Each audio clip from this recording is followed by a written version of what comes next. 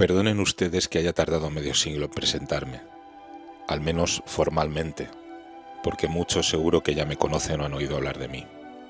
Sí, soy la librería Raíces. Mi padre, entonces un joven aprendiz de librero, levantó mis verdes persianas aquel lejano mes de enero de 1976, y aunque les cueste creerme, no he olvidado ni el más mínimo detalle desde entonces. Recuerdo perfectamente el olor de la madera virgen de las estanterías recién montadas, y casi al momento el del barniz que las ha protegido durante todo este tiempo. El eco del vacío resonaba entonces en ellas, y por un breve instante fue relevado por las voces que tantos libros, manuscritos y tesoros de tinta y papel contienen. Antonio Selfa, el ahora sempiterno librero de Lance, colocaba entonces sus primeros libros de cara, para disimular los huecos. Fíjense ustedes qué cosas, ahora que muchos anhelan impacientes su sitio, esperando que algún compañero les ceda el turno al partir a un nuevo hogar. 50 años han dado a esta librería que ahora les habla la oportunidad de escuchar las historias más inverosímiles, divertidas y curiosas que puedan imaginarse. No me refiero únicamente a las que todos estos días y noches me cuentan mis inseparables amigos los libros. También les hablo de las que mis visitantes me han legado para deleite de alma y oído. Es justo momento de devolver tanto vivido en los rincones de esta, vuestra librería Raíces. Y sin más dilación os cuento que hoy tengo el placer de reencontrarme con dos viejos amigos. Espero que no les moleste lo de viejos, puesto que está dicho con el mayor de los afectos. Paco Linares Micó, historiador, crítico de arte, comisario, especialista en el mundo literario y del cómic, gestor cultural y mucho más. Pues eso, que Paco tiene a bien hacer de maestro de ceremonias al recibir a Pólux Núñez. Pólux Núñez es un filólogo, traductor, escritor y hombre de teatro español, nacido en Salamanca, aunque él mismo se define como salmantino y australiano. Su trayectoria destaca por su labor académica y su profunda vinculación con el mundo de las letras clásicas y la traducción profesional. Obtuvo su doctorado en latín por la Universidad de la Sorbona. Políglota y traductor, ha trabajado extensamente como traductor para organismos internacionales, viviendo entre Alicante y Bruselas. Ha vertido al castellano obras de autores como Samuel Johnson, Robert Louis Stevenson y Fernando Arrabal.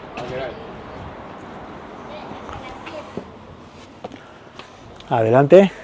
Entonces, lo que te estaba diciendo es que, cuando se me ha olvidado, tenía que ver con el libro ese. Bueno, hablábamos un poco de sí, de que al final la frase era muy simbólica, pero bueno. La relación entre Pólux Núñez y la obra de Cervantes se centra en su labor como editor y filólogo, destacando por una propuesta que busca devolver al lector la frescura original del texto. Núñez es responsable, junto con su gran amigo, el editor y poeta Emilio Pascual, de una de las ediciones más singulares de Don Quijote de la Mancha, publicada por Reino de Cordelia en el año 2015 para conmemorar el cuarto centenario de la segunda parte. La relación de Pólux Núñez con Miguel de Unamuno trasciende el estudio académico para convertirse en una labor de recreación dramática y reivindicación histórica, centrada especialmente en los últimos años del intelectual bilbaíno en Salamanca. Y como es costumbre, Pólux no puede evitar detenerse casi a cada paso, atraído por nuestros buenos amigos los libros. En este caso, se para con un ejemplar en pergamino que data del año 1525.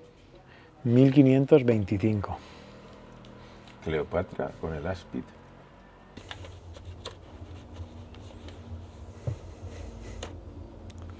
Sin embargo, este sí es del 25. El de Gesipo es del 25 y está hecho en Colonia. El de Filón es del 27 y está hecho en Basilea. Pólux, ¿qué significa para ti venir a Raíces, un lugar como este, y encontrarte un libro con más de 500 años? Hombre, uno con 500, que es el de Filón, y otro con 498, que es el de Gesipo. Y aquí están los dos, mira qué bien conservados, 500 años, 500 años. Es increíble. Pues mira, Raíces, que es un nombre que me gustó cuando lo leí la primera vez, ahora ya no me acuerdo, pero cerca de 40 años, ha sido una librería a la que he venido muy a menudo en 3 partes del año, casi siempre en Navidad, Semana Santa y verano. Y siempre estaban aquí sus fundadores, Antonio e Isabel, y bueno, pues con el tiempo acabas desarrollando una cierta amistad, sobre todo cuando empiezan a hablarte, o empiezas a hablar con ellos de tu historia y de la suya, y resulta que Antonio nació en el mismo sitio donde nació mi madre, en Tetuán. Ajá. Y Isabel nació no muy lejos de donde yo nací, en Salamanca. Entonces, bueno, estos son quizá fruslerías, ¿no? Pero... caminos coincidentes al final. Sí, ese amor a los libros, venir aquí.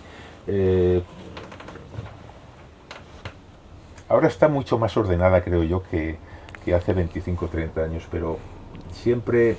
Pero siempre ha habido un cariño por el libro, Sí. especial por la gente que en la que Antonio notaba también un poquito el amor a los libros. A mí me ocurrió igual cuando lo conocí. Y sobre todo porque, como te digo, ellos no hablaban siempre de libros de viejo, no. Libros de lance. Esta palabra del siglo XIX, ¿no? que te vuelve al siglo XIX. Y yo he comprado aquí, el otro día, hablando con Jorge, digo, sí, a ver, yo creo que unos 200 libros sí que tengo en mi casa que han salido de Raíces. Y claro, como ese nombre es tan... arraiga tanto, Arraiga. Raíz, pues me siento como muy... Por un lado me da pena que prácticamente es la última librería, no sé, como la aldea de Astérix, ¿no? que sigue ahí agarrada aquí en Alicante, pero al mismo tiempo dices, es que es un templo donde todavía puedes venir, puedes hablar de libros, puedes comprar cosas raras, si te interesan. Yo el otro día vine a comprar un libro, pero difícilmente puedo ya meter algo más en mi casa. Entonces yo ya no, hay montones de cosas aquí que yo me llevaría con mucho gusto, pero y ahora sí que me lo puedo permitir sin ningún problema, pero ¿dónde lo meto? Tendría que comprar el espacio. otra casa, ¿no? Entonces me siento muy, no digo como en mi casa, pero sí, un poco, porque al fin y al cabo somos tiempo y espacio, ¿no? Tiempo Bueno, y espacios. y espacios. Entonces, este es uno de mis espacios. Y hablando de espacios, y con esa esencia también y ese olor al libro, a papel antiguo y demás, vamos a pasar, si te parece, un poquito hacia la zona de conversaciones, hacia... Vale. Ya ven que no es tarea fácil para Paco conseguir que Pollux se despegue de los libros. No solo no ha perdido la fascinación que recuerdo del primer día que vino a verme, sino que como buen bibliófilo se asemeja a una Santa Teresa, cada vez más extasiada a medida que pasa las páginas del ejemplar que sostiene en sus Tiene los manos. mismos años que yo. Mira, 1620.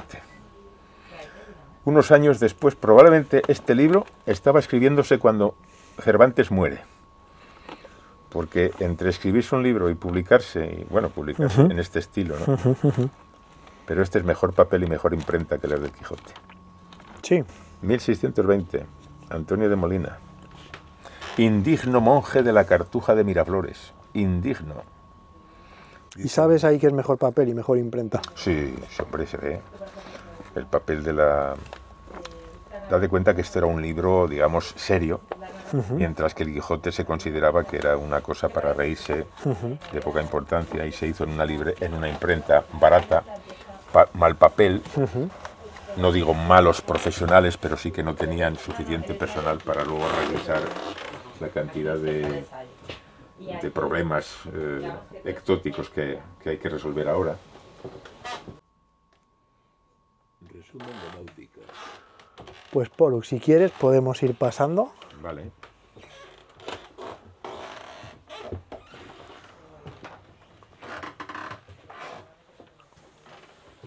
Aquí se pierde uno entre libros.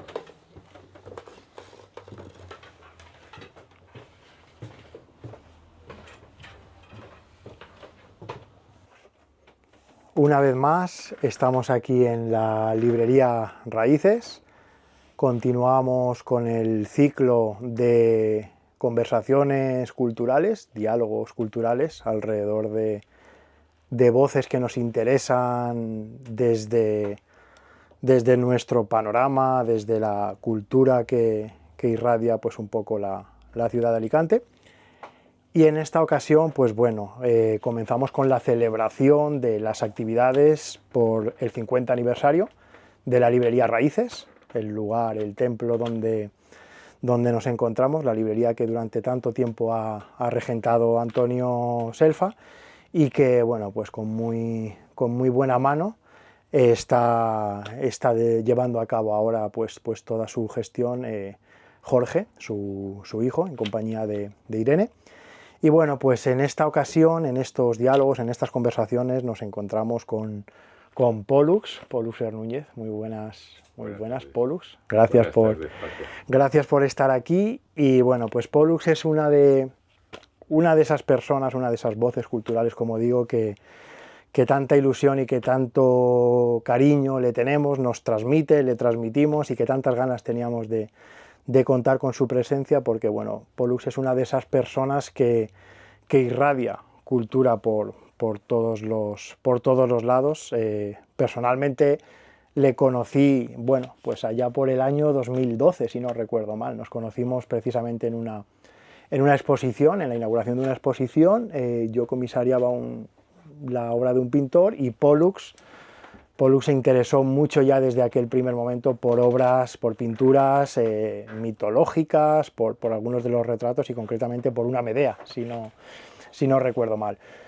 Pollux Núñez, pues bueno, es salmantino de nacimiento. Ahora nos irá contando un poquito, iremos hablando de todo su periplo vital y cultural.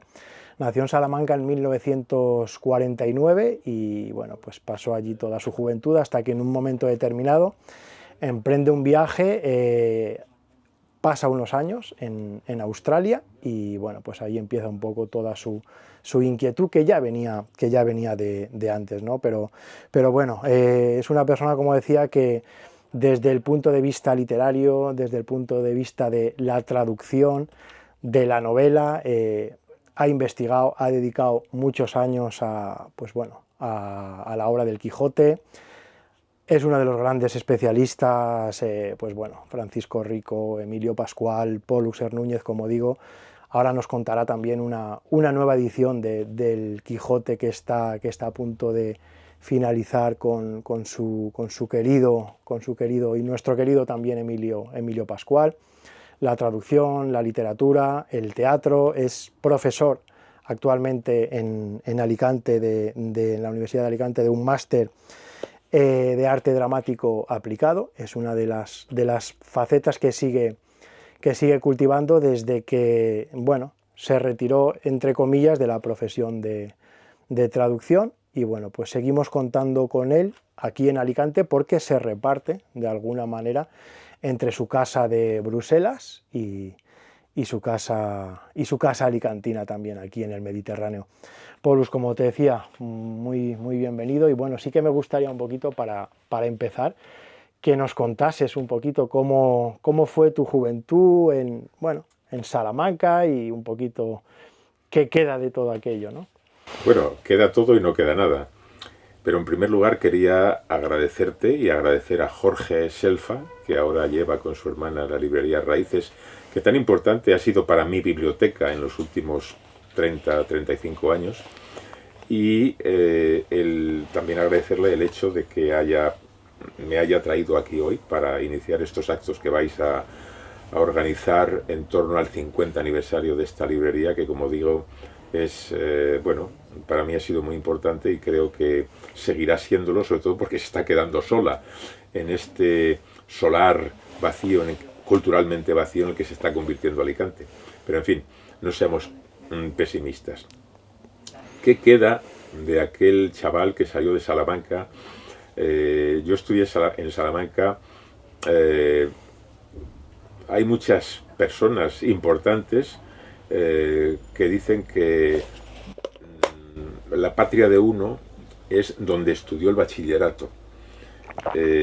No sé si será verdad, pero es cierto que cuando yo vi, digo, bueno, ¿cuánto tiempo vi yo en Salamanca? Dentro de pocos años tendré 80, y lo de Salamanca fue muy poco. Pero es cierto que allí conocí a los que fueron luego mis mejores amigos, y donde hice, digamos, mis primeros estudios más o menos serios. Es decir, cuando empecé a distinguir entre lo que me interesaba y lo que no me interesaba, con lo difícil que era en aquellos tiempos que lo que no te interesara en absoluto y pudieras pasártelo.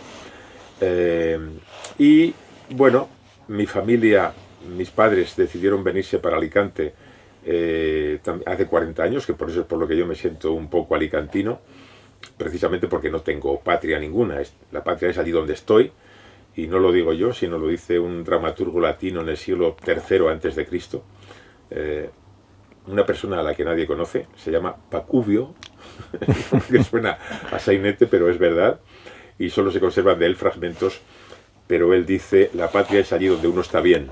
Yo estoy muy bien en la Millor Terreta del Mont, y estoy muy bien en Bruselas, y estuve muy bien en Canberra, en París, en todos los sitios que ha sido bastante, donde he vivido, y siempre me llevaré, pues eso, lo poco que aprendí en Salamanca y los amigos que me llevé de allí. Sigo yendo a Salamanca porque una de las cosas que me llevé de Salamanca y que la llevo dentro es mi afición por Unamuno, un personaje raro, si los hay, en la historia de España, y del que, bueno, me habría gustado seguramente tener más tiempo para dedicarle más tiempo a él y publicar algunas cosas más sobre él y de él, pero bueno, he visto que has traído algunas cosas de las que hice, ya para mí son suficientes. Eso es importante, porque puedes cambiar de lugares, ¿no? Pero lo importante es que te lleves un convencimiento y unos principios y unos conocimientos y que te acompañen, ¿no?, a lo largo de la vida. Yo soy mayorcito, dentro de nada entraré en la cuarta edad, ¿no? El otro día un amigo mío que cumplió 75 le decía yo: has abierto la puerta del último cuarto. Y es verdad. Lo que pasa es que el último cuarto puede haber achaques, puede haber problemas, pero es el más interesante porque es en el que nos solemos morir. Poca gente pasa del cuarto al quinto, ¿no? Entonces, en ese mundo se puede construir, en ese mundo mío, 3 o 4 cositas. Una que me llevé era de Salamanca, vuelvo a Salamanca, era Unamuno. La otra fue otra afición, mi afición al teatro, que no he abandonado. Sigo trabajando y sigo haciendo cosas en teatro. Y bueno, me llevé también quizá lo más importante, que es como la piel, es la lengua.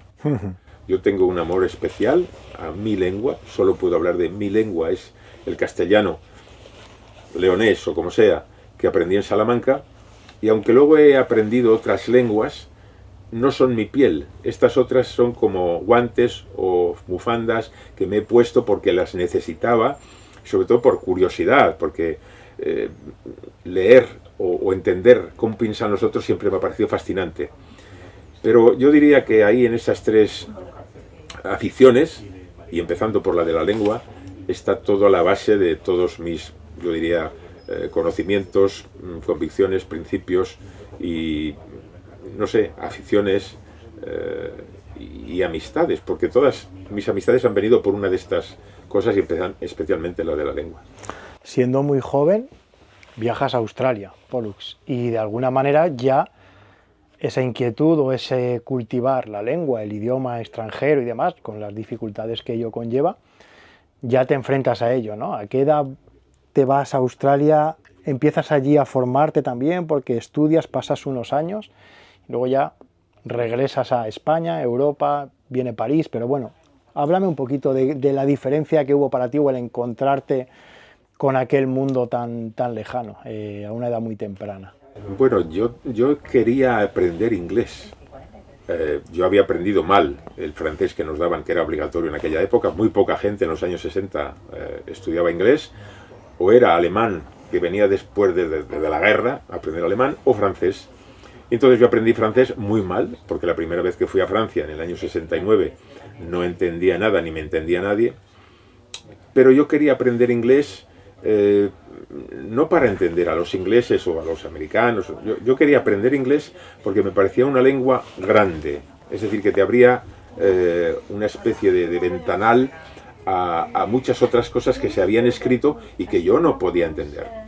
Entonces, empezando por Shakespeare, hablemos de cualquier texto del que hoy es fácil de encontrar traducido, pero en aquella época, primero, no era fácil y muy poca gente sabía inglés.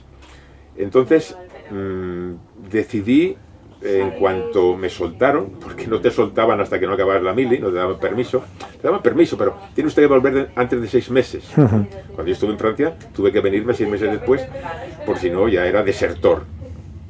Entonces, cuando yo me marcho, quería ir a Australia, porque en el fondo soy muy aventurero y me parecía que, por un lado, no digo odio, pero sí, de alguna manera, desazón por un país.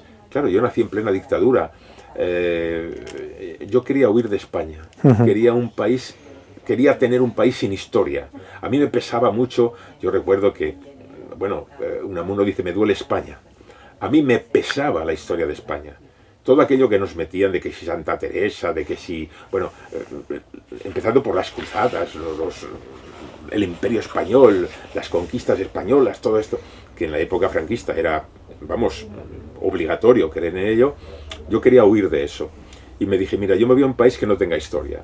Y miré, y había como opciones Sudáfrica, Brasil y Australia. Por obvias razones, cuando ya me enteré qué estaba pasando en Sudáfrica, lo abandoné. Pero recuerdo haber ido a la embajada de Canadá en Madrid a informarme. Era muy fácil ir a Canadá en aquella época. Lo que pasa es que yo tenía una idea como de frío, me tiraba un poco para acá. Y en la embajada de Australia todo me pareció tan bonito y dije, tengo que ir a Australia. Pero no tenía ni idea de inglés. Entonces me fui a Londres, estuve un año trabajando allí, estudiando. O sea, yo trabajaba para pagarme mis estudios de inglés. Y al cabo de un año, yo había hecho ya una solicitud para ir a Australia, por fin me la dieron, y desde España, unas 2 semanas después del asesinato de Carrero Blanco, yo llegué a Canberra. Mi idea y la de 2 amigos que fuimos juntos era ponernos a trabajar por allí, visitar todo el país, comprar un jeep, pasarlo a Singapur y luego hacer todo el viaje, digamos, desde Asia, pues todo el sudeste asiático, la India, Afganistán, Turquía, es decir, un año de viaje hasta Europa.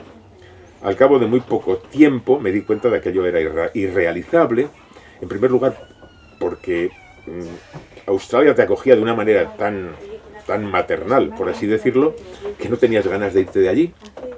Y por otro, esta idea se vio un poco truncada por un anuncio que vi en la prensa que me pareció, bueno, esto es de ciencia ficción. Se requiere personal diplomático. Yo que aquí en España había visto que el personal diplomático o se nombraba a dedo o eran familias especiales las que iban a estos puestos, yo me quedé fascinado y dije, ¿y esto qué es? Si yo me presento y consigo un puesto de estos, voy a conseguir lo que quiero. Es decir, cada 3 años estás en un país y vas a aprender una lengua, porque mi idea era aprender cuantas más lenguas mejor, entender al otro. Bueno, había requisitos. Primero, había que saber bien inglés. Segundo, había que tener una licenciatura australiana. Y tercero, había que ser australiano. Me puse a ello y lo conseguí todo. A todo. El problema es que a los 2 años de estar estudiando en la Universidad Nacional de Canberra, en Canberra, que es una ciudad artificial, no hay industrias, solo hay funcionarios del gobierno, funcionarios de la Universidad Nacional y diplomáticos. Y los diplomáticos, por lo menos aquellos con los que yo tuve algo que ver, su vida no me decía mucho. Y afortunadamente esa idea se me fue, pero en la universidad pude estudiar algo que en España no podía haber hecho, era elegir yo las asignaturas que quería estudiar. En España, como sabes, los programas de estudio estaban prefijados y tenías que hacer en griego antiguo si ibas a estudiar lo que fuera dentro de la rama de letras, ¿no?, que se llamaba. Y bueno, si no encajabas ahí no podías hacer nada. En Canberra un amigo mío estudió la mitad de asignaturas de Derecho y la mitad de Lenguas Modernas. Y eso entraba, era posible, porque eras tú. Entonces, cuando yo vi que podía elegir eso, elegí lo que me gustaba a mí. Primero, la nostalgia que tenía, como dice Borges, del latín. Yo había hecho latín en España, pero aquí lo podía volver a tomar. Y podía escoger lenguas. Entonces hice italiano, francés, inglés y latín. Esas 4, digamos, troncales son las que yo desarrollo en mi tiempo allí, y al final elijo latín para trabajar el teatro latino, que era lo que me interesaba. Y aunas de alguna manera lo que va a ser un poco las dos disciplinas que más vas a ir cultivando. El teatro, bueno, la filología, la traducción, lo latino, de alguna manera. En el último año, cuando hago la tesina sobre una obra de teatro, una comedia latina del siglo IV, desconocidísima, Querolus se llama, anónima, con mucha influencia de Plauto, y el único ejemplar de esta obra que hay está en la Universidad de Adelaida. Me lo mandan, lo utilizo y hago mi tesina. Pero cuando llega la hora de bueno, ¿quieres quedarte para hacer el doctorado? Y me dice mi profesor, que se había formado en Cambridge, me dice, si vas a hacer el doctorado aquí no vale nada, no tenemos medios. En toda Australia hay muchos medios en las bibliotecas, todo lo que se publica, o sea, contemporáneamente está allí. Pero los libros más antiguos son del siglo XIX. Entonces, si yo iba y necesitaba, en fin, entrar en por ejemplo, una biblioteca como la de París, ¿no? O sea, ver, o incluso aquí en Madrid, es decir, entrar en archivos y consultar documentos, o ir a Roma y tal, tienes que irte a... Entonces, yo vine a hacer mi doctorado a París, por eso me trasladé, fue en el 80, sí, a finales del 80, estuve en París y estuve casi 8 años para hacer la tesis. Mi tesis era sobre el teatro romano. Como ves, lengua y teatro. Y de alguna manera ahí ya, bueno, empiezas a trabajar, o esto es un poquito más adelante, a ejercer la profesión de traductor que te ha ido acompañando durante bastante tiempo. Sí, bueno, eres traductor, digamos, implícito, puesto que todo lo que estás leyendo en una lengua u otra lo entiendes en la tuya, o sea, mentalmente. Lo que pasa es que cuando yo termino muy ilusionado que estaba yo con mi tesis... ¿Cuántos años pasas en París? Perdón, 8 años. ¿Estudias en la Sorbona? Sí, en la Sorbona, pero es que yo tuve que hacer primero... el sistema australiano y el sistema francés no eran iguales, y tuve que hacer lo que se llama en francés una maîtrise, es decir, una especie de maestría para ponerme a ese nivel. Pero después, para hacer el doctorado, había 2 doctorados en Francia, uno de 3 años y otro de hasta 20 años, ¿no? El de 3 años era el que hacía toda la gente, ¿no? Entonces yo me apunto, pero antes de empezar hay que hacer un año de estudios avanzados, que llaman, que hay que presentar otra tesina, y la hice.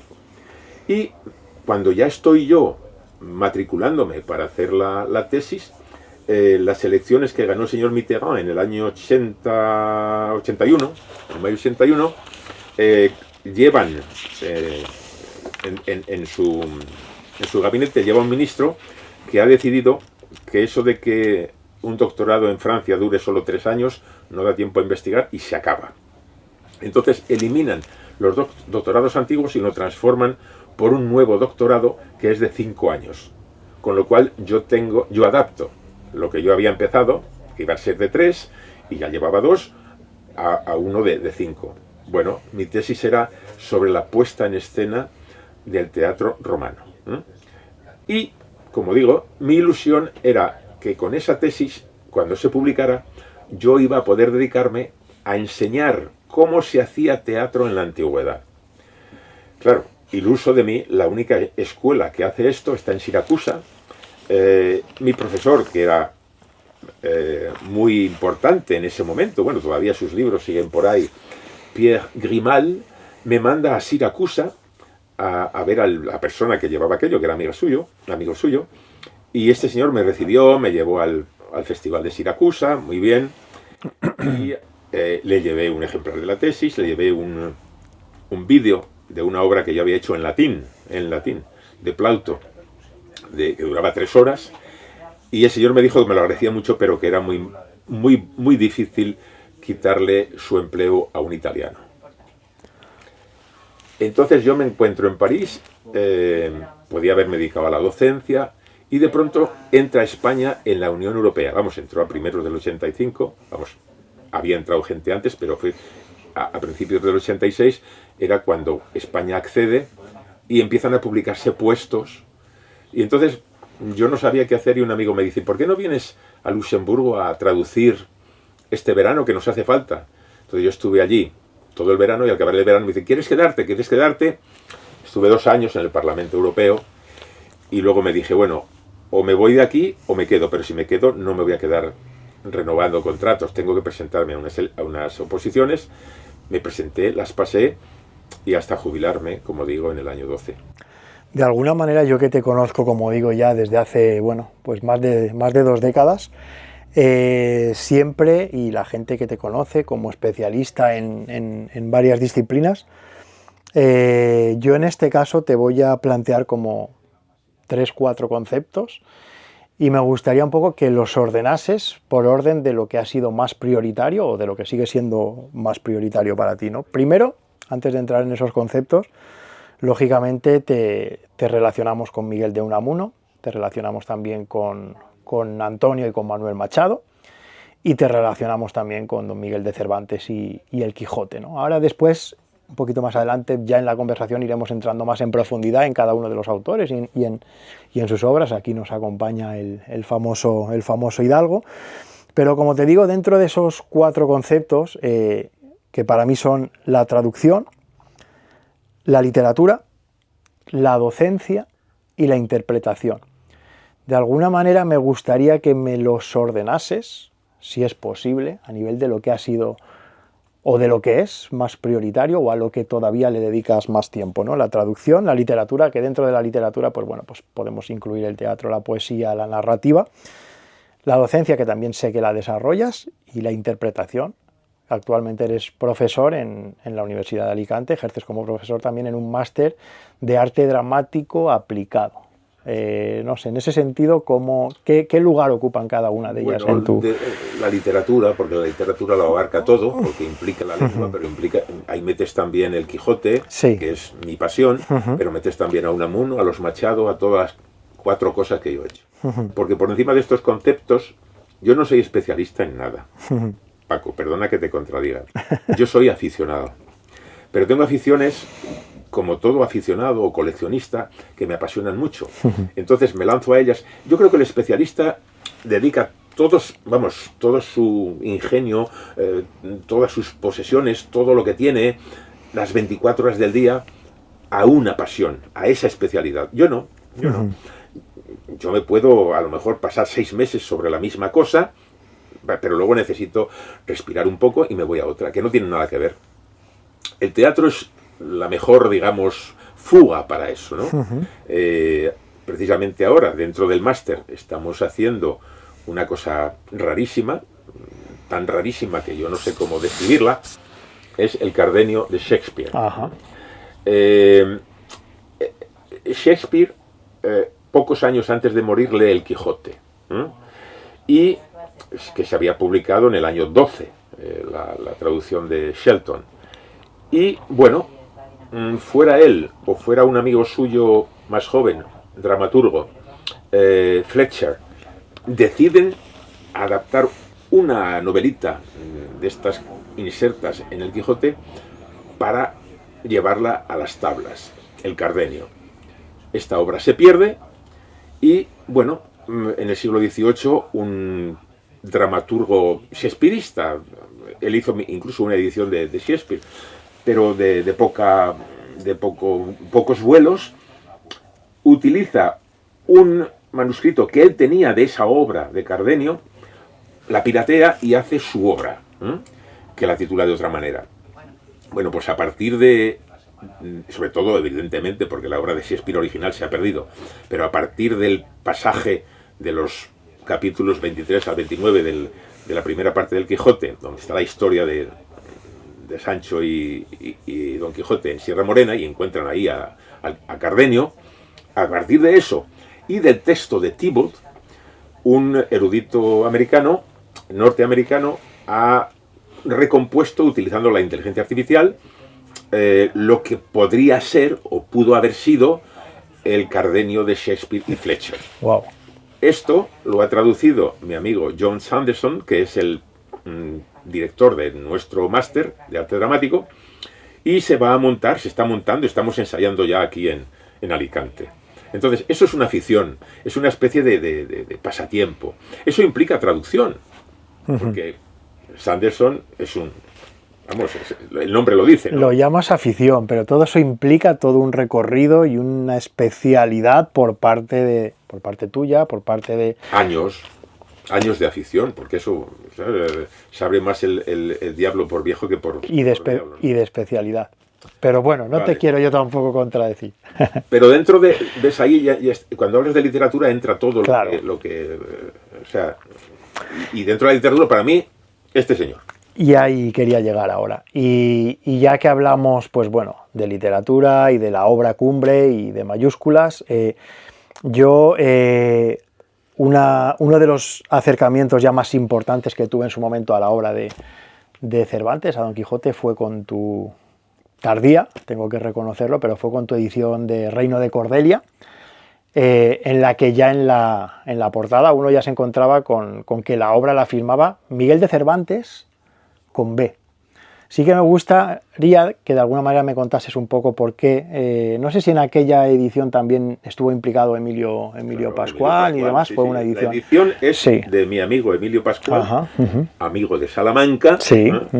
Él fue a estudiar a Salamanca y nos conocimos allí cuando teníamos pues 19 años, 18, 19 años. Bueno, hoy día, cuando uno escribe su nombre, su apellido, por ejemplo, yo he visto gente que se llama Jiménez y luego no sé cómo escribirlo, porque algunos lo escriben con G, otros con J y algunos con X. Y todo está bien, ¿vale? Quiere decirte, por ejemplo, el apellido Verdugo. La palabra verdugo se escribe en castellano con V, pero el apellido mucha gente lo escribe con B. Eso se permite. ¿Por qué? Porque el individuo tiene derecho a que su nombre figure como él ha elegido que se escriba. Esto pasa con Cervantes. Pasa con el padre de Cervantes. Y pasa con el abuelo de Cervantes, que era jurista y firmó siempre con B. Es decir, que si el nieto ha querido que el nombre de su familia sea con B, ¿por qué los editores, cuando editan sus obras, no todas, en el mismo Cervantes, en la primera edición aparece con B en 2 ocasiones? ¿Por qué lo estandardizan? No, aquí todo el mundo con V. En esa época, mucha gente lo escribía con B y mucha gente con V. ¿Y qué ocurre para que después...? Pues que la imprenta, a partir de nuestro Miguel de Cervantes, deciden que es con B, con V, porque viene de servando, y eso viene de servir, servitudo, tal. Bueno, me parece muy bien etimológicamente, pero si Cervantes ha querido él firmar, no hay ni una, y debe haber 70 y tantas firmas de Cervantes, no hay ni una en la que él firme su nombre con V, ni una. ¿Por qué nosotros tenemos que corregirle al propio autor de la obra más grande que hay en nuestra lengua? Es que no tiene sentido. Entonces, nosotros, apoyándonos en eso, hemos puesto Miguel de Cervantes. Si tú vas hoy en América Latina, en toda Hispanoamérica, hay gente que se apellida Cervantes y todavía lo escriben con B. Allí no ha llegado esta moda de los impresores españoles que hay que tener todo el mundo con V. Pues no, señor. Y por eso nos empeñamos. Pero esto es una minucia. Correcto. Lo importante de nuestro Quijote es que hemos detectado hasta 40 variantes a las que damos solución textual. Y eso sí que es importante. Porque, bueno, nuestra edición que salió en el año 16 es la última que se ha hecho. Estamos trabajando, creo que te lo dije antes, en una nueva edición que saldrá, esperamos, antes de final de este año. ¿Con la misma editorial? No, esto va a ser Oported, que es la editorial de mi amigo Emilio Pascual, y digamos que es más nuestra edición. No va a haber ilustraciones, nos vamos a ceñir al texto y vamos a trabajar sobre todo sobre el texto. Vamos a aportar algunas cosas nuevas, como aportamos ya en la otra. Siempre hablamos, el Quijote es la Biblia de la literatura española. Vale, muy bien. La Biblia tiene versículos. Entonces nosotros versiculamos el Quijote. Hoy es el día en el que se puede citar el Quijote fácilmente. Porque parte segunda, capítulo 7, versículo 23. y tú sabes, porque es una frase de 1, 2, 3 líneas, pero puedes identificar exactamente dónde está. Esta es una cosa que introdujimos nosotros, que vamos a retomar y que es útil también para los traductores. Si alguien toma nuestra edición y para traducir el Quijote a otra lengua, también puede poner los versículos. Es una manera universal de poder citar al Quijote, ¿no? Entonces, Perdón, sí. no, estamos muy ilusionados y muy contentos de poder hacer esto. Corrígeme si me equivoco, Polus, pero cuando en su momento Cervantes escribe el Quijote y cuando la obra se publica, es una obra concebida y leída por todo tipo de públicos, lo que podríamos entender así como literatura popular, y por qué con el paso del tiempo, lógicamente, se ha magnificado por todo lo que ha trascendido, por todo lo que aporta, porque es un clásico, porque es una obra universal que tiene ejemplos para todo tipo de vivencia, de aprendizaje incluso. Pero ¿por qué hoy en día no tanta gente, quizá como debería, no se acerca a Don Quijote, al ingenioso hidalgo Don Quijote de la Mancha? Bueno, en primer lugar, es cierto que cuando el Quijote sale, se toma como un libro de entretenimiento. Y toda la gente lo toma así. Y es normal, puesto que tú has dicho leído, en realidad había muy pocos... Claro, las capas que podían un poco acceder y... No, incluso el pueblo no leía, el pueblo escuchaba. Ajá. En las ventas, en donde la gente al acabar de trabajar se reunía, que es como los bares, siempre había 3 o 4 libros. De hecho, Don Quijote entra en una venta y se lee un libro, se lee un libro que estaba allí, porque alguien se lo había olvidado, porque esa era la manera. Entonces, a la hora de cenar, que ya era de noche, no había como... O sea, no se podía trabajar en el campo. Entonces, allí estaban cenando, unos candiles y tal, y había uno que sabía leer y leía para todos los cabreros o los que estuvieran allí. Es que era precioso aquello cuando lo imaginas, ¿no? Es decir, la mayor parte de los españoles de la época no leyó el Quijote, lo escuchó. Con atención.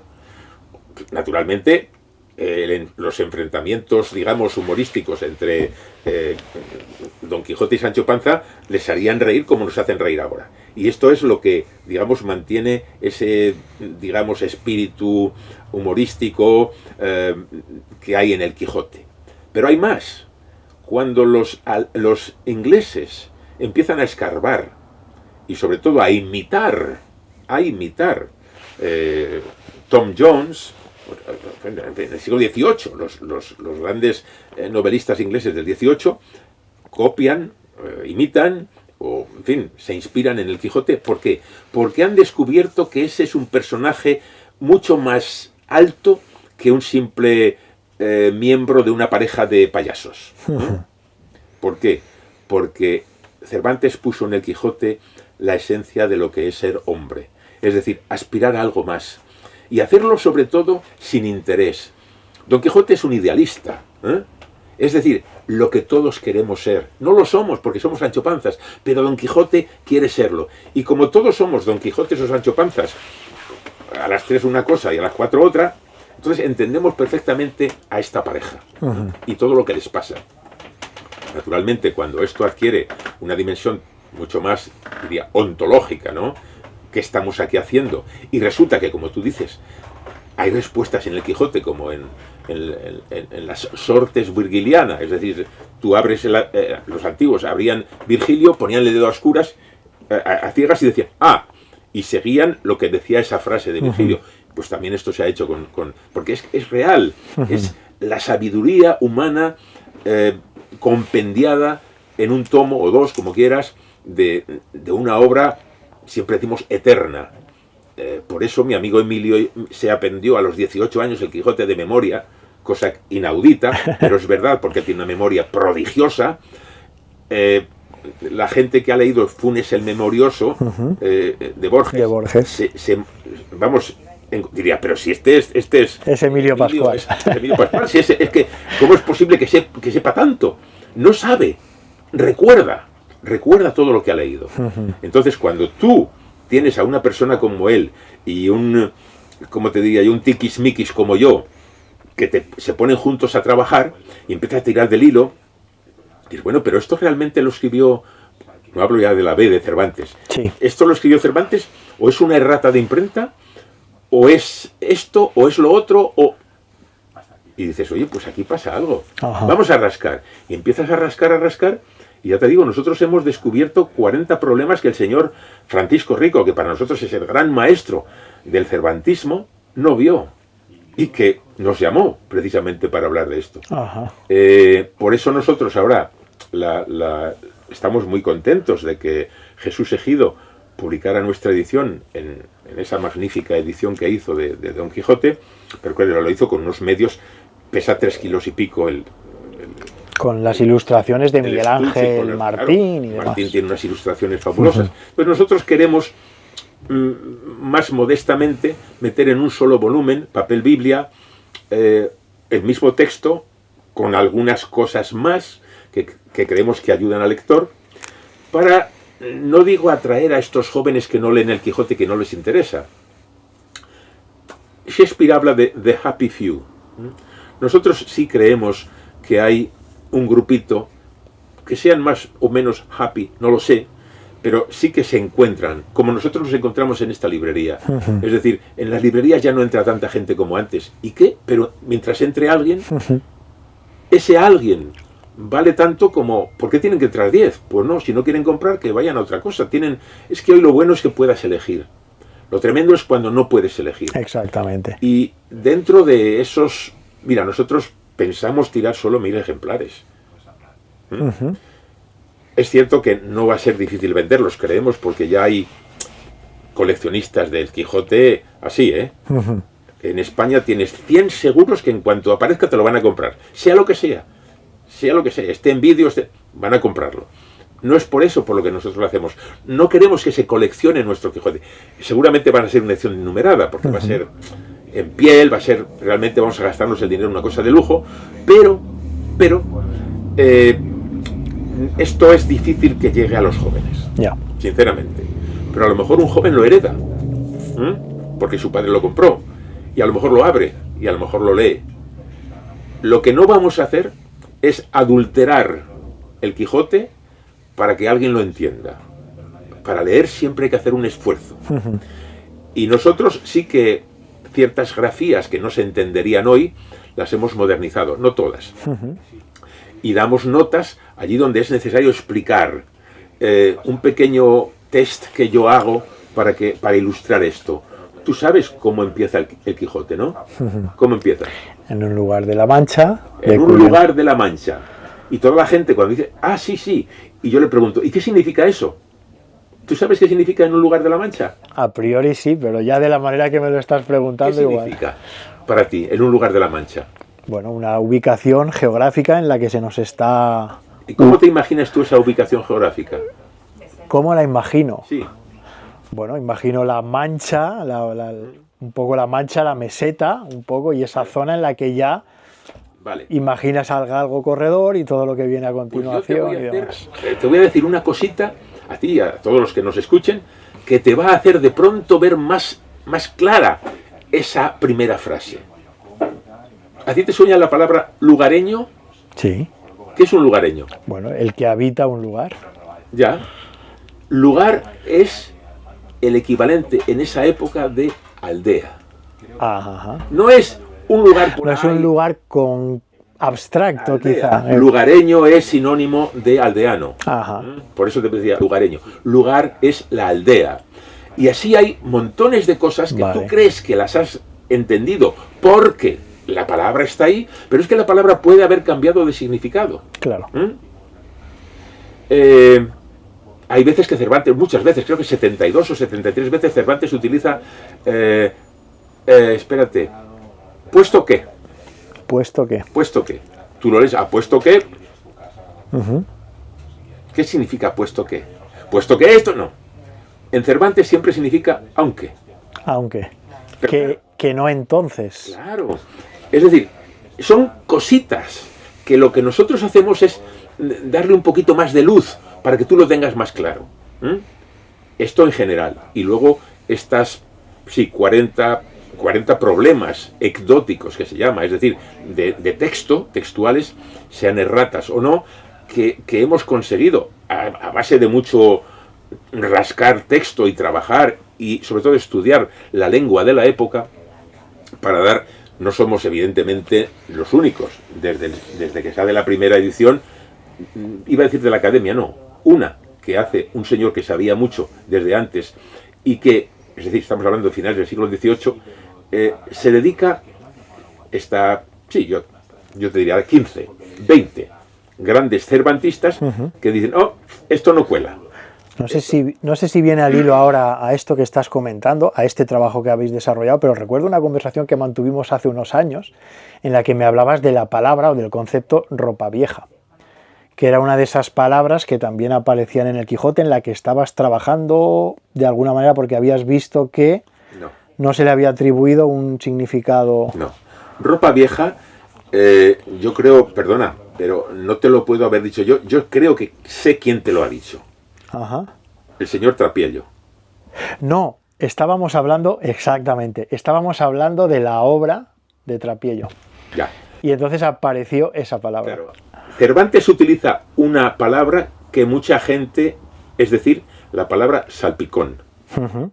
Bueno, pues algunas veces en algunos sitios de España, pues a lo mejor salpicón se entiende, es un plato que seguramente tiene sal y pimienta, porque pica, salpicón, pero no sabemos qué tiene.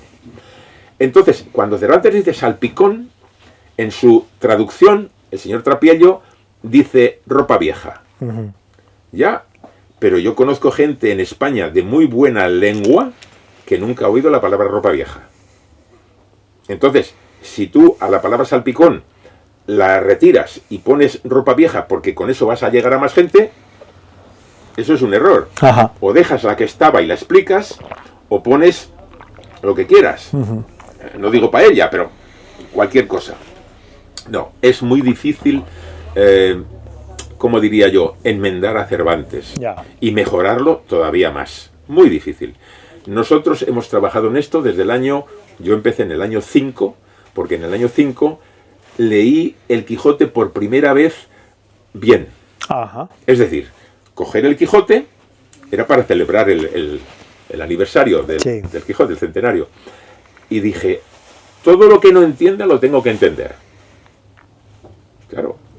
Y buscaba en los diccionarios y tal, hasta que llegué al capítulo 10 de la segunda parte, capítulo precioso, donde Sancho Panza, después de haberse enfrentado a estas tres campesinas que vienen en pollinos, en borricos, al salir del Toboso, y Don Quijote, y es Sancho Panza que le dice, ahí viene Dulcinea con sus damas. Y dice Don Quijote, ¿cómo? Si yo no veo más que a campesinas. Dice, no son. Entonces él se pone de rodillas y hace una zalema delante de ellas, ellas salen corriendo, y Don Quijote dice, se cree lo que ha dicho, dice, pero ¿estás seguro que sí, era Dulcinea? Es decir, se cambian los datos ahí, ¿no? Sancho es el que quiere engañar a Don Quijote de que aquello... Entonces dice Don Quijote, habrá sido un mago, un espíritu, un diablo, porque yo no he visto más que aldeanas. Y dice Sancho, o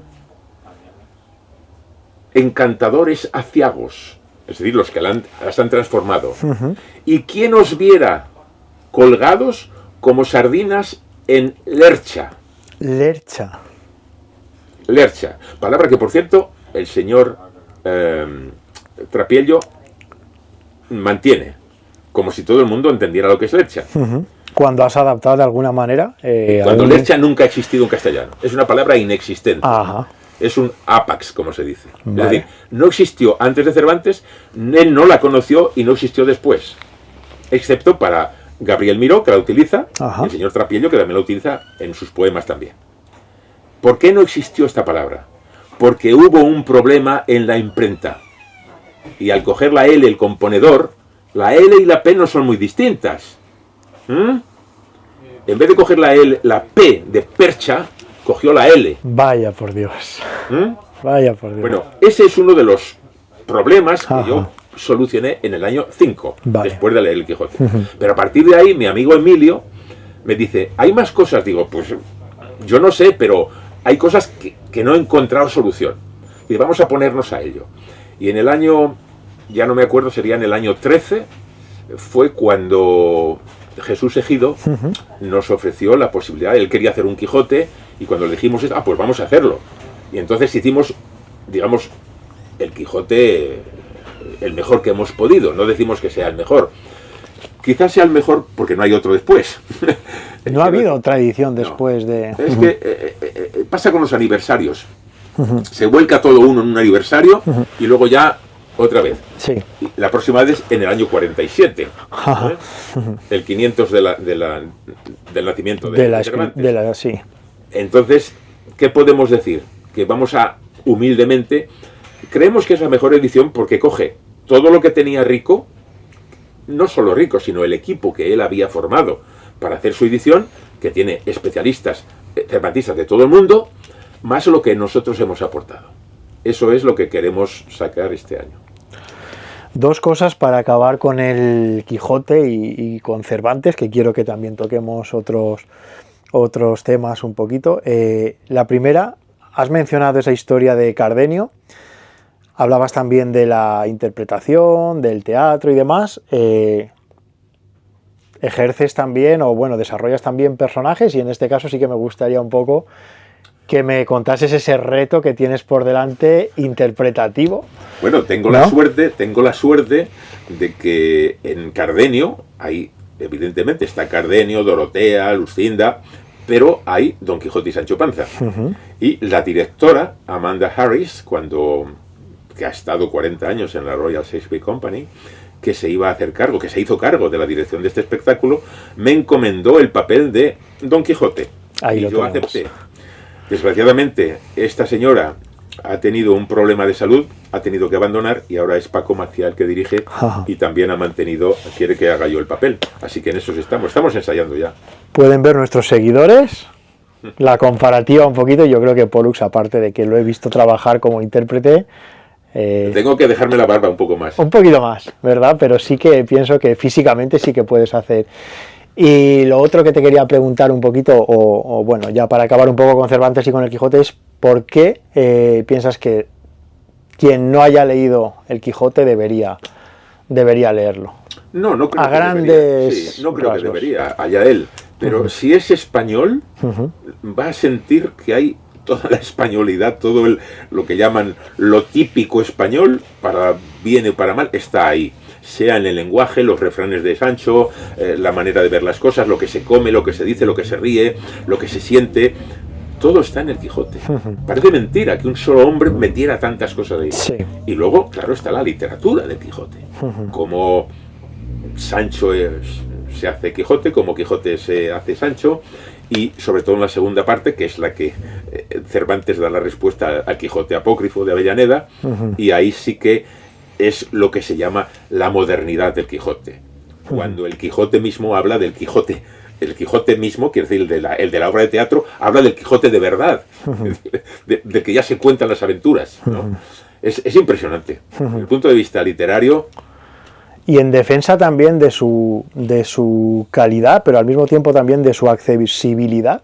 Esto lo dice el hijo de un propietario de un supermercado, el hijo de su padre, el hijo de mi padre, que es una persona que sin tener un elevado nivel cultural, una persona del campo, agricultor, propietario de un supermercado de alimentación durante muchos años, anda ya por su cuarta lectura del Quijote y cada vez se apasiona más, cada vez tiene más su libretita sobre todas esas enseñanzas vitales que el libro le transmite. O sea que en ese sentido también animamos a todo tipo de público, lectores, a que por supuesto se enfrenten a la gran obra, ¿no? Si tu padre, sin tener estudios de filología ni de nada, se ha leído ya 4 veces el Quijote buscando algo más cada vez, es que el Quijote tiene algo.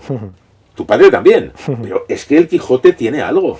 Y eso le pasa a lo mejor a un pescador de Pontevedra. O sea, no tenemos por qué rasgarnos las vestiduras si hay gente joven que no le interesa el Quijote. Bueno, oiga usted, a mí no me interesa el fútbol. ¿Y qué? Pero, oye, siempre hay the happy few.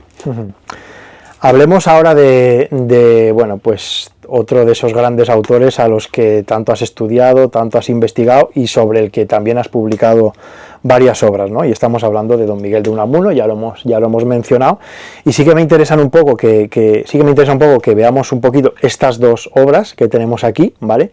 Que a priori puede parecer el mismo libro, pero no lo son, hay unos años de diferencia entre uno y el otro, y bueno, pues uno es Venceréis, pero no convenceréis, la última lección de Unamuno, que unos años después, como digo, actualizaste porque el siguiente volumen, o la actualización, como digo, fue Vencer no es convencer.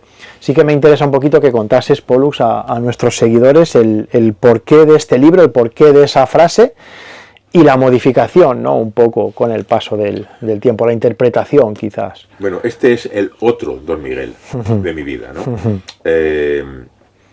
Miguel de Unamuno era una especie de Don Quijote, ¿no? Él quería cargarse a media España, vamos, deshacerla, desbaratarla, como Don Quijote a los títeres de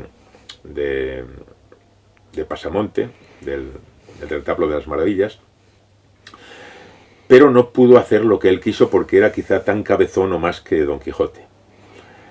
A mí me interesa mucho Unamuno como persona, me interesa mucho todo lo que escribió, y creo, no lo sé, soy el único que ha leído todo lo que escribió, por lo menos todo lo que se conserva. Y es mucho.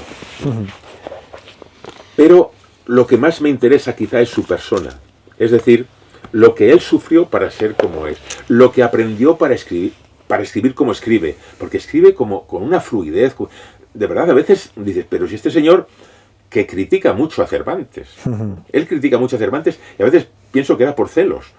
A veces estaba celoso. Y ha escrito por personalidad, ¿no? Sí. Tiene una gran personalidad fuerte también, de carácter. Él dice que Cervantes no creó al Quijote. Fue el Quijote el que creó a Cervantes, ¿no? Wow. Y le da palos, ¿no? Dice que no era un buen escritor, o sea, no un gran escritor, sino que todo viene como si fuéramos... Y yo digo, a veces pienso, ¿y tú? Yo me digo a ti. ¿Y tú? Hay autores, sí. Claro. Pero en fin, dejando todo esto, Unamuno es una personalidad fascinante también.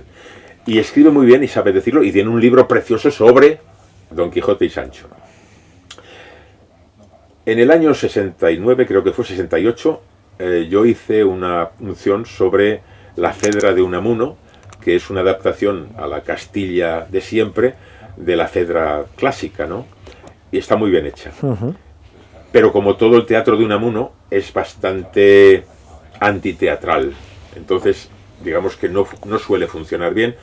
Luego yo he montado otra obra suya, El Otro, que es creo la mejor que tiene, por lo menos la que creo que mejor funciona en el escenario, y él se murió pues un poco apenado de que su teatro no tuviera ninguna...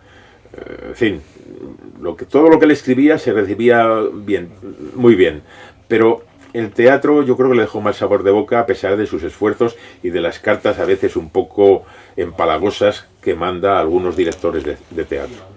Pero, dicho esto, lo que Unamuno hizo el 12 de octubre de 1936 en el Paraninfo de la Universidad de Salamanca, eso merece una gran estatua y un gran reconocimiento a lo que es la dignidad del hombre. Es igual que hablamos de la dignidad representada por Don Quijote, ahí Unamuno estuvo revestido de Don Quijote, porque atreverse a decir delante de toda aquella gente lo que les dijo, y fue poco, no mucho, pero muy bien dicho, creo que duró minuto y medio, hace falta sentirse verdaderamente Don Quijote. ¿Qué dijo? No dijo venceréis, pero no convenceréis. Eso es la versión, digamos, popularizada de lo que se dijo allí. Yo titulé mi libro así, tomando esa frase que es la que se conocía. Afortunadamente, 2 años después, se sabe perfectamente que lo que dijo fue vencer no es convencer, que en el fondo es lo mismo, pero no tiene ese deje, digamos, popular quizá, o fácil, que tiene venceréis pero no convenceréis, probablemente también porque estamos, en fin, siempre hemos oído venceréis pero no venceréis durante 80 años, ¿no? ¿Qué pasó?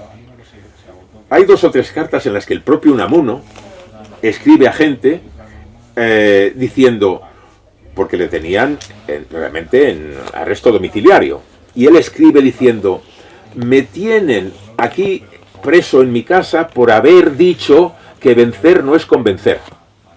En 2 o 3 ocasiones él lo dice. Sin embargo, los lectores de hoy, como hemos oído siempre venceréis, pero no convenceréis, hemos llegado a la conclusión de que esa era la versión. Esa no fue la realidad. ¿Por qué? Porque justamente 2 años después de publicarse ese libro, me entero de que un señor que era joven profesor, que estaba en el Paraninfo ese día, al llegar a su casa,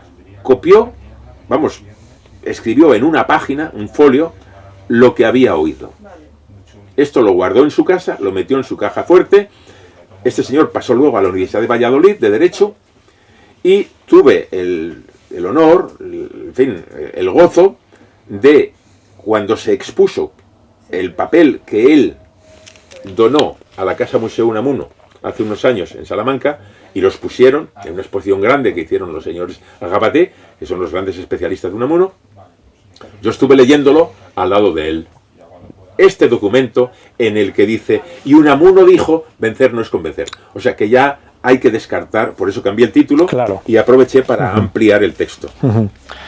Y bueno, igual que servidor tiene, yo que soy muy lector de literatura marítima, de literatura de aventuras, y para mí hay una santa trinidad, como yo digo, del Pacífico, que son Jack London, Stevenson y Herman Melville.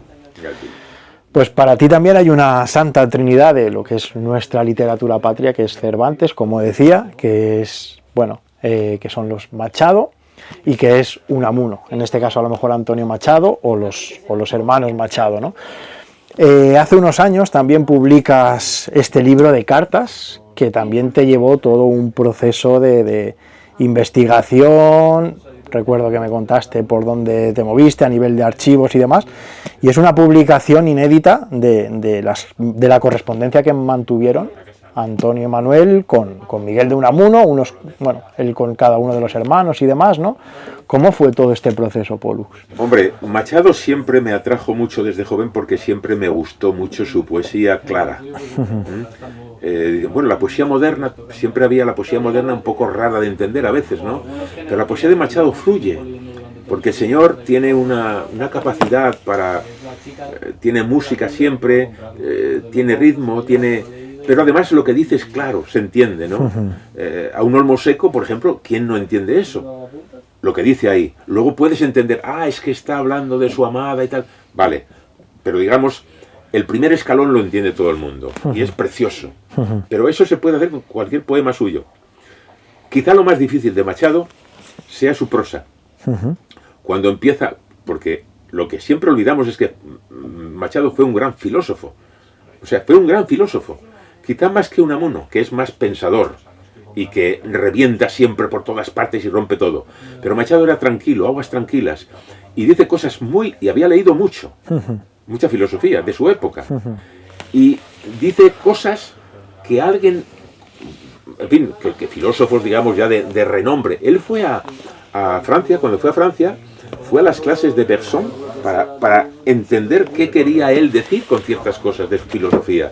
Es decir, no era un aficionado, como puedo serlo yo, era un señor realmente pensador en algo, y tiene quizá a lo mejor era un poco perezoso para escribir una filosofía suya. No creo que se hubiera atrevido. Él utilizaba los canales de la poesía, o simplemente escribir, los textos de Juan de Mairena, por ejemplo. Tiene la mala suerte de que le cae la guerra encima y ya se acaba todo, ¿no? Igual que le pasa a Unamuno. Son dos trágicos de esta maldita guerra civil. Pero aparte de mis, aficiones personales por, la poesía de Machado, como sea la de Lorca, Miguel Hernández, los de esta época, cuando llego a Unamuno, veo que son amigos. Y dices, pero ¿cómo pueden ser amigos estos dos señores con lo distintos que eran, no? Sobre todo porque Unamuno era amigo, más o menos amigo, de Manuel. Y Manuel, le presenta a su hermano pequeño, a Antonio, y entonces Antonio le escribe una carta preciosa que está ahí en ese volumen, y empiezan así a entablar una amistad epistolar, y luego ya, presencial, porque se ven. Unamuno llegaba a Madrid iba al café Varela, ese que está en Callao, y quedaban ahí porque Manuel tenía ahí una especie de tertulia. Cuando venía de Salamanca iba ahí, se hablaban, se veían y se respetaban mucho, y eso que eran muy, muy, muy distintos. Entonces, haber recuperado toda la correspondencia entre estos dos poetas, grandes poetas los dos, Machado y Unamuno, Manuel y Antonio, más el gran pensador Machado, fue para mí, bueno, todo el año de la pandemia, más lo que venía de atrás, lo dediqué a este libro.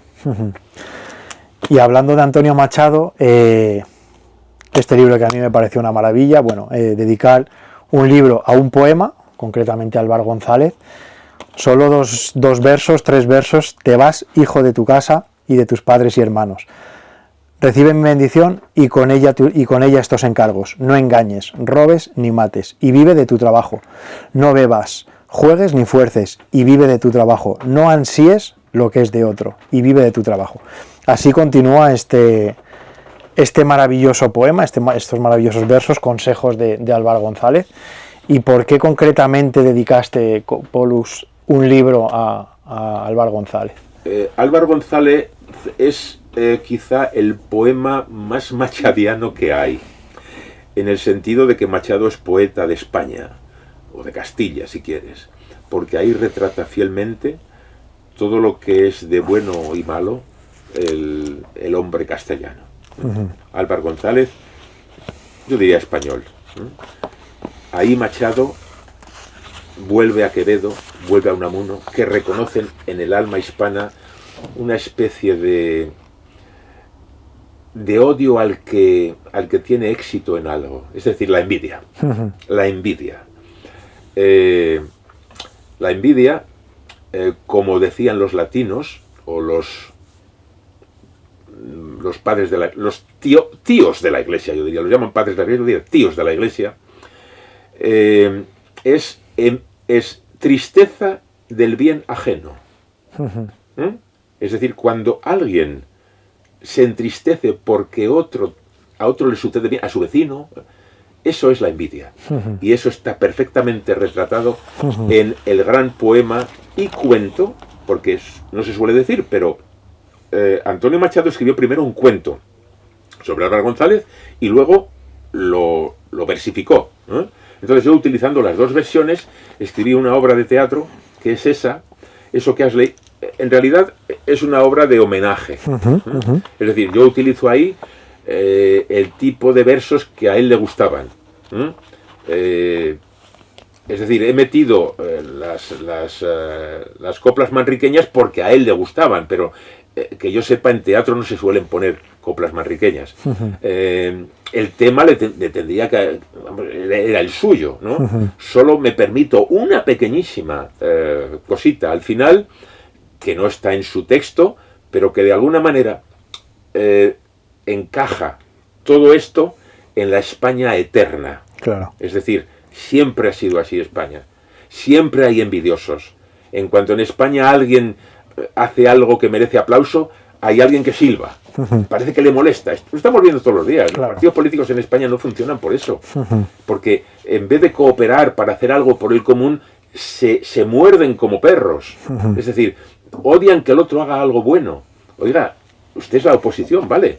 Pero, muy bien, la oposición, pero si alguien de los que estén en el gobierno ahora o dentro de 2 meses o 2 años lo hacen bien, ¿por qué no aplaude usted? Ah, no, yo tengo que oponerme. Pues no. Si usted es oposición, séalo cuando sea necesario. Pero siempre, siempre, siempre. Y esto yo creo que es parte de esa envidia general de que cuando uno hace algo aplaudible por alguien tiene que silbar. No se le puede consentir a nadie que triunfe. Es tremendo. Pero y de alguna manera, este poema de Álvar González, o estos consejos de Álvar González, y por ende un poco ese homenaje o esa reconstrucción y esa obra de teatro que tú escribes en este sentido, es un poco una lucha contra todo eso, ¿no? De alguna manera también hay como un canto nos encontramos en una librería que se llama Raíces, ¿no? Veníamos para acá antes también y hablábamos un poco de la raíz, de la esencia. El propio poema: te vas, hijo, de tu casa, de tus padres y hermanos. Te vas de donde has nacido, te vas de tu raíz, recibe mi bendición. Y a partir de ahí, todos esos consejos para actuar con generosidad, con sencillez, con humildad, con honestidad, ¿no? Es un canto también a todo eso que mencionas, combatirlo de alguna manera. Sí, claro. ¿no? Este es el hijo de Álvaro González que se exilia, se destierra a buscar mejor vida a Cuba y luego vuelve rico, ¿no? Y esos versos que has puesto ahí, en la portada, en la cuarta de cubierta, en realidad es un pastiche de Calderón, cuando el alcalde Zalamea le dice a su hijo que se va a ir con el militar, el capitán, para servirle lo que tiene que hacer. Y aquí los consejos que le da el padre al hijo, que se marcha de su casa para buscar las Américas. Es decir, sé honrado. Por eso digo que en Álvaro González está lo bueno y lo malo. Y yo es lo que he querido reflejar. O sea, esta obra no se ha representado, ni creo que se representará nunca. Primero porque el verso ya no se usa. Y en segundo lugar porque dicen, bueno, ¿para qué leer esto si tenemos el original en Machado? Me gusta mucho cuando hay un libro que lógicamente me llega al corazón y que me gusta, y como es el caso de tus libros, pero me gusta mucho también ver las dedicatorias. Y las dedicatorias muchas veces de los autores de los libros dicen mucho de quién son los autores y de quién son sus conocidos, sus amigos, la gente a la que admiran o la gente con la que se relacionan, ¿no? Este libro concretamente está dedicado a Luis Alberto, que sabe. Luis Alberto, que es nuestro querido y amigo muy conocido tuyo, Luis Alberto de Cuenca. Luis Alberto de Cuenca, un gran amigo, sí. Sí, que me imagino que, bueno... Que sabe, cuando digo que sabe, es que sabe. Ahí quería llegar, ¿no? Es uno de los grandes sabios que todavía tenemos y que debemos poner todavía en valor. Nos encantaría que Luis Alberto, la librería y los tesoros que tenemos aquí, seguro que sería feliz también dando una vuelta. No queremos tampoco al final hacerlo muy, muy largo, Pollux, pero sí que me interesa. Hemos tocado nombres importantes también, pero me apetece también que destaquemos un poco otra gran amistad tuya, otro gran intelectual bueno, pues de las últimas décadas del siglo XX, de que ha vivido el exilio y demás también, y hablo de tus vivencias un poco y de ediciones que le has dedicado también, libros que le has prologado, al gran Fernando Arrabal, ¿no? También con él desarrollas durante mucho tiempo una gran amistad. Arrabal, somos amigos desde que él cumplió los 60, ¿no? En el año 92. O sea que ya sabes qué edad tiene ahora, ¿no? Y además cumpleaños el mismo día que yo. El mismo día que tú. Y esta amistad se basa, primero yo creo, en el respeto, y segundo en la colaboración, porque yo he hecho cosas para él y él ha hecho cosas para mí. Y ahora, el martes, es decir, la semana que viene lo voy a ver, voy a su casa. Estamos en un proyecto muy ambicioso, del que en este momento no puedo hablar, pero es ambicioso, porque cuando hablamos de Arrabal, en España, en la península y Canarias, la gente siempre recuerda un vídeo de 2 o 3 minutos en un espacio con Sánchez Dragó. El milenarismo. Exactamente. Bueno, Arrabal es eso y muchísimo más. Arrabal es un gran creador, es muy listo, muy inteligente, muy gran poeta, que la gente dice, bueno, un tonto por ahí, mucha gente le tiene como payaso, es un payaso. ¿No? Yo creo que tengo suficientes datos de él por haberlo leído y en fin, hace un mes y pico estuve con él en Melilla participando en un homenaje que le hacían impresionante, y la manera en que él se dirige a la gente y concretamente a los niños, de un homenaje que le hicieron allí los niños, y puedo decirte que fue fabuloso. Entonces, dentro de poco quizá pueda decirte más sobre esto que estamos, bueno, que está él, yo estoy ahí como de ayudante, ¿no? Pero sí que creo que merece la pena que en España se le conozca mejor, porque él nunca se ha hecho francés. ¿Mantiene su nacionalidad? Yo soy español. Y es que hay pocos españoles de la categoría de Arrabal, y sobre todo que sigan vivos, a los que todavía se les puede decir qué tío más grande eres. O sea que sí que... Pero no tan reconocido en España como quizás debería. No, hombre, es cierto que si tú te pasas, él lleva ya 75 años fuera de España. Hombre, es cierto, tampoco es que aquí le hicieran mucho caso al principio. De hecho, lo metieron en Chirona y salió, pues, de milagro.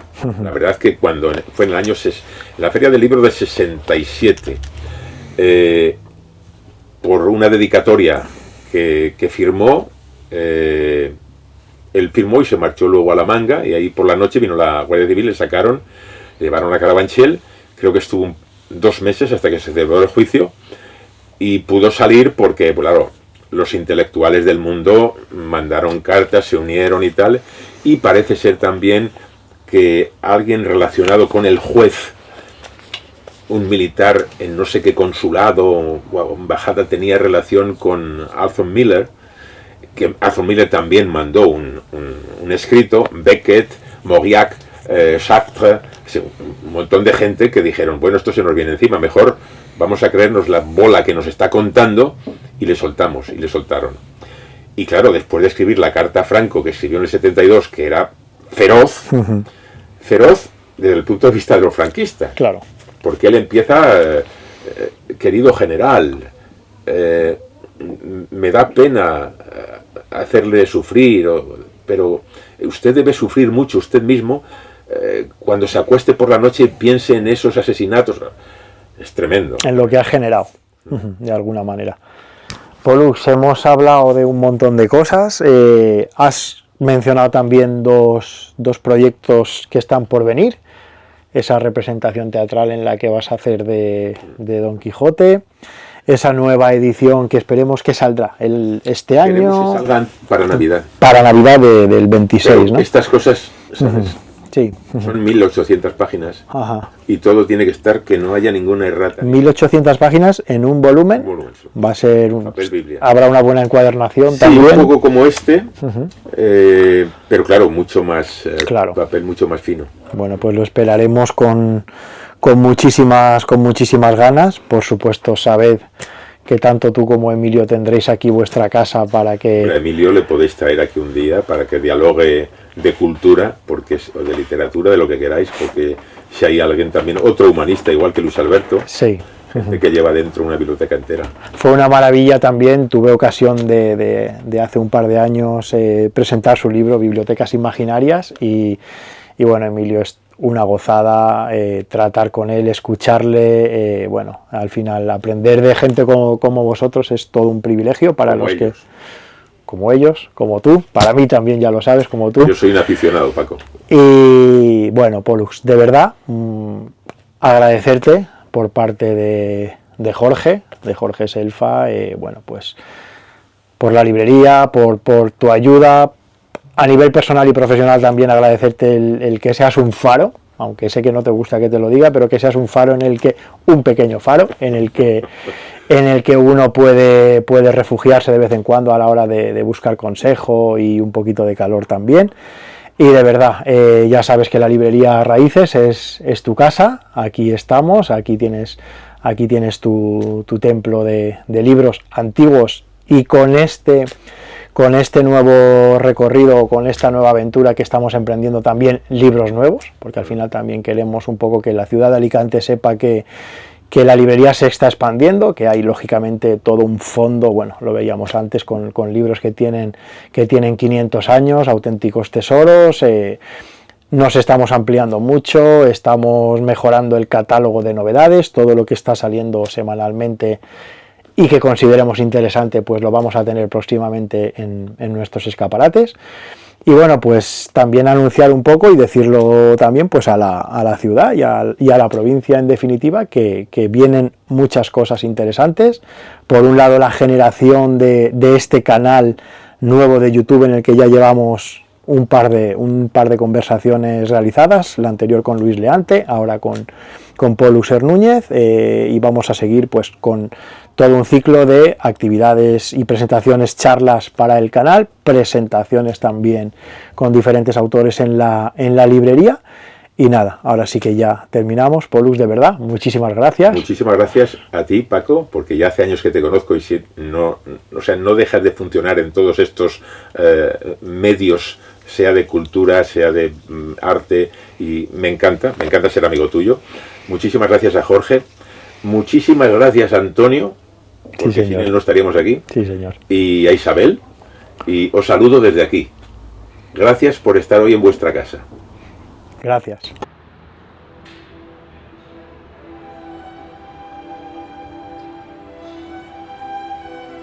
Al fin cae la noche sin apenas darnos cuenta.